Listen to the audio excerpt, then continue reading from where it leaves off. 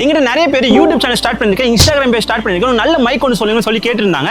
அவங்க எல்லாருக்காக அந்த போர்ட்ரானிக்ஸ் மைக் கொண்டு வந்திருக்கேன். நான் யூஸ் பண்ற அந்த ஆயில் மைக் ஆல்ரெடி 15,000. பட் 15,000க்கு ஸ்டார்டிங்ல மைக் வாங்கணும்னு சொல்லி ரொம்ப லோ பட்ஜெட்ல சொல்லி போட்டுருந்தாங்க. உடனே வாங்கிட்டேன். உள்ள பாத்தீங்கன்னா ஒரு 2 மைக் கொடுத்துருப்பாங்க, ஒரு டிரான்ஸ்மிட்டரும் கொடுத்துருப்பாங்க. ஈஸியா மொபைல்ல சி டைப் தான் கனெக்ட் பண்ணி ஐபோனாலும் சரி ஆண்ட்ராய்ட் போனாலும் சரி ஈஸியா கனெக்ட் பண்ணி நீங்க பேச ஸ்டார்ட் பண்ணலாம். இது லைவா நான் டெஸ்ட் பண்ணி காட்டுறேன், எவ்வளவு தூரம் கேக்குது அண்ட் எப்படி கேக்குதுன்னு சொல்லி நீங்களே பாருங்க.